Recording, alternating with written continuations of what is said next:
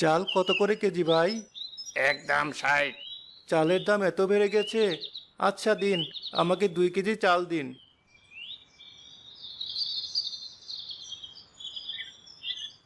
এই নাও। এগুলো কেমন চাল দিলেন আমায়? ওই বস্তায় রাখা সুন্দর চালগুলো দিন আমাকে। আমি তো আর টাকা কম দেইনি। সব কত? ভ্যান চালক আর কাজের লোকেরাও ওসব বড়লোকি চাল নিতে চায়।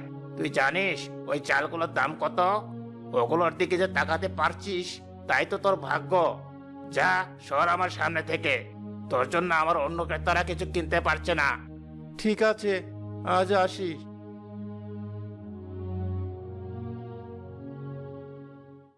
ওই লোকটা যে চালগুলো নিতে চাইছিল, ওগুলোর আসলে দাম কত ভাই? যে চালগুলো নিয়ে গেল, ওগুলোর সমানই তো দাম, 60 টাকা। তাহলে তাকে ওই চালগুলো না দিয়ে ওই বাজে চালগুলো দিলেন যে? সবই ব্যবসা। এমনিতে ওই চাল 30 টাকা কেজি করে কেউ নিতে চায় না, কিন্তু ওকে বোকা বানিয়ে ঠিকই দ্বিগুণ দামে বিক্রি করলাম। ওর মতো গরিব মানুষের এর থেকে ভালো কিছু পাওয়ার আশা করা বিলাসিতা।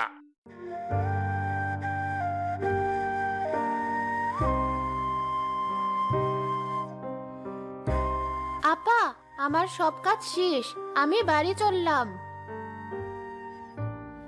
দাঁড়াও, তোমার মেয়ে অসুস্থ।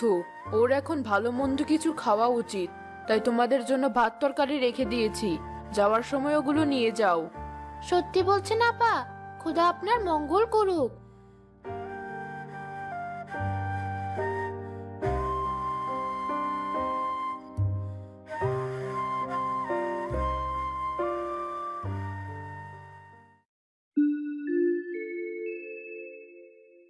মা, আজ না তোমাকে তাড়াতাড়ি আসতে বলেছিলাম, উল্টো আরো দেরি করলে যে। চাইলে কি আর তাড়াতাড়ি আসা যায়? কত কাজ থাকে বাড়িতে। তবে দেখ, আজ ওই বাড়ি থেকে আমাদের জন্য খাবার দিয়ে দিয়েছি। এখন আর কষ্ট করে আমাকে রাখতে হবে না। সত্যি বলছো মা? কই দেখি। এ কি? এ তো দেখছি সব পোড়া ভাত, আর তরকারি থেকেও কেমন যেন বাসি গন্ধ বেরোচ্ছে। মনির মা এমন করতে পারলো আমার সাথে? এ আর নতুন কি মা? তাদের তো কাজে আমাদেরকে বোকা বানানো আর তামাশা নেওয়া। তুই রাগ করিস না, আমি তোর জন্য ভাত আর তরকারি রেঁধে আনছি।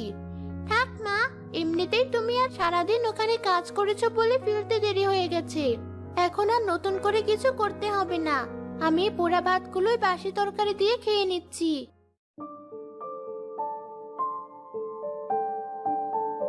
এত টাকা খরচ করেও ভালো জিনিস কিনতে পারি না। মানুষজন আমার পোশাক দেখে যা তা ব্যবহার করে। কতবার বললাম তোমাকে